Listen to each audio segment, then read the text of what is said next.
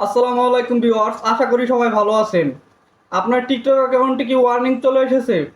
Recently যদি আপনি এই সমস্যার ভিতরে পড়ে থাকেন, তাহলে আজকের এই ভিডিওটা দেখার মাধ্যমে আপনি আপনার টিকটক অ্যাকাউন্ট থেকে খুব সহজে ওয়ার্নিংটা রিমুভ করিয়ে নিতে পারবেন।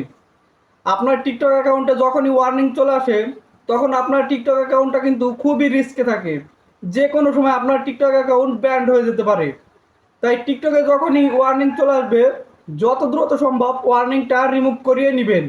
আর টিকটকে কেন ওয়ার্নিং আসে এটা নিয়ে ভিডিও শেষের দিকে একটু কথা বলবো। তবে মোবাইল স্ক্রিনে যাওয়ার পূর্বে যে কথাগুলো না বললেই নয়, এরকম ইন্টারেস্টিং ভিডিওগুলো কিন্তু প্রতিনিয়ত আমার ইউটিউব চ্যানেলে, ফেসবুক পেজে আপলোডিং হচ্ছে।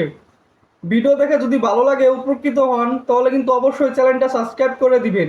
ভিডিওতে একটা লাইক করে দিবেন আর বেশি বেশি শেয়ার করে দিবেন। মোবাইলে থেকে শুরুতে আমাদের টিকটক অ্যাপে চলে যেতে হবে। আমি টিকটকে ক্লিক করছি আর প্রতিটা কাজই হাইলাইট করে দেখাই দিছি। টিকটকে আসার পর নিচে থেকে এই যে প্রোফাইল আইকন, এইখানে ক্লিক করবেন। প্রোফাইল আইকনে ক্লিক করলে এরকম ইন্টারফেস চলে আসবে। এখন এখান থেকে এক নাম্বার যে কাজটা আপনি করবেন, আপনার টিকটক অ্যাকাউন্টে যে ওয়ার্নিং এসেছে তার একটা স্ক্রিনশট আপনি এখান থেকে নিয়ে নেবেন। স্ক্রিনশট নেওয়া হয়ে গেলে 2 নাম্বার যে কাজটা করবেন, আপনার টিকটক অ্যাকাউন্টে ওয়ার্নিং যখন এসেছে, এর মানে হলো আপনার টিকটক ভিডিওতে অবশ্যই কমিউনিটি গাইডলাইন্স আছে।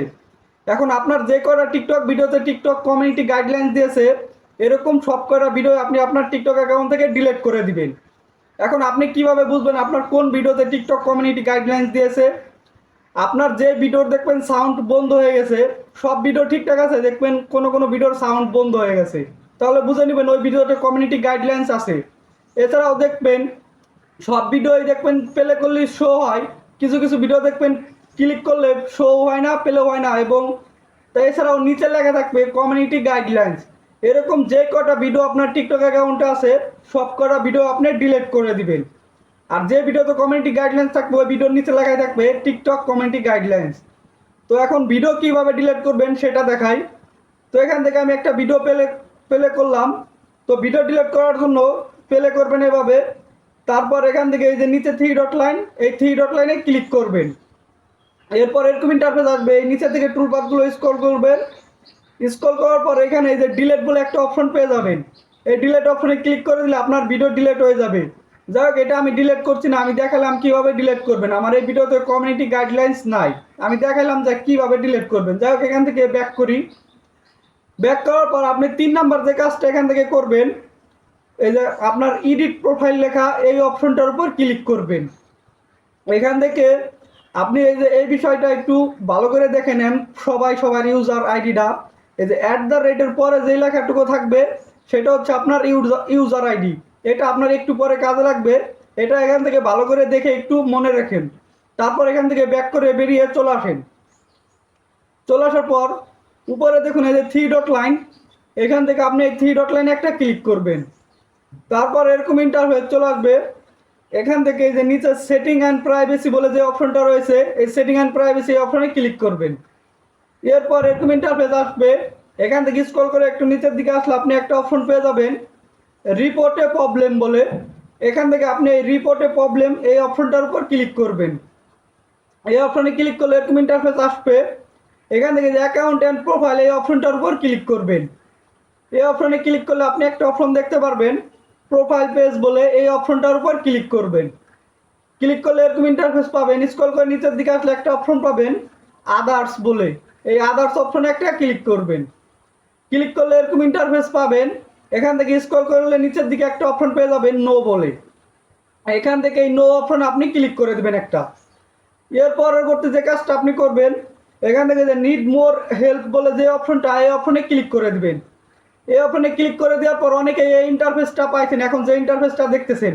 তো আপনারা আমার ডিসপ্লেতে একটা মেসেজ লক্ষ্য করুন, এই মেসেজটা এখানে লিখে দিন।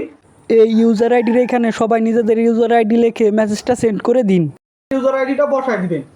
আর যারা এই ইন্টারফেসটা পাইছেন, তারা এই মেসেজটা এখানে লিখে দিন। এবং মাই ইউজার আইডি রয়ে জায়গা বা ইউর ইউজার আইডি রয়ে জায়গা, শুধু আপনারা আপনাদের ইউজার আইডিটা বসাই দিন। বসাই দেওয়া হয়ে গেলে এই ইন্টারফেসটা যারা পাইছেন, তারা আরেকটা কাজ করবেন। এই গ্যালারি অপশনে ক্লিক করলেই গ্যালারি ওপেন হয়ে যাবে। এখন আপনার প্রোফাইলে যে ওয়ার্নিং এসেছে তার একটা স্ক্রিনশট আমি আপনাকে নিতে বলেছিলাম, সেই স্ক্রিনশটটা এখান থেকে সিলেক্ট করে ওকে করে দেন। এরপর এখান থেকে এই সাবমিট অপশনে ক্লিক করে দিলেই আপনার কাজ শেষ। ক্লিক করে দিলেই আপনার টিকটক অ্যাকাউন্ট থেকে ওয়ার্নিংটা 24 ঘন্টা, 36 ঘন্টা, 48 ঘন্টার ভিতরে রিমুভ করে দেওয়া হবে।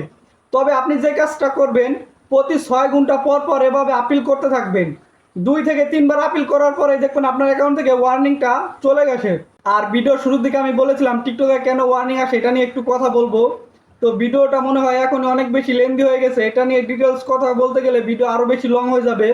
আর এত লং ভিডিও মানুষ সরাসরি দেখতেও চায় না, তাই এটা নিয়ে আলাদা একটা ডেডিকেটেড ভিডিও নিয়ে আসবো। ওই ভিডিওতে বেশ কিছু ইনফরমেশন থাকবে, টিকটকে কেন ওয়ার্নিং আসে, টিকটক কেন ব্যান করা হয়, আরও বেশ কিছু ইনফরমেশন থাকবে, যে ইনফরমেশনগুলো প্রত্যেকটা টিকটক ইউজারকারীর জানা উচিত। সো গাইস, এই ছিল ভিডিও দেখে বুঝতে কোথাও অসুবিধা হলে অবশ্যই কমেন্ট করে জানাবেন। ভিডিওটা এখানে শেষ করতেছি, দেখা হচ্ছে নেক্সট কোনো গুরুত্বপূর্ণ ভিডিওতে। ততক্ষণ চ্যানেলের সাথে থাকবেন, সুস্থ থাকবেন, ভালো থাকবেন। আল্লাহ হাফেজ।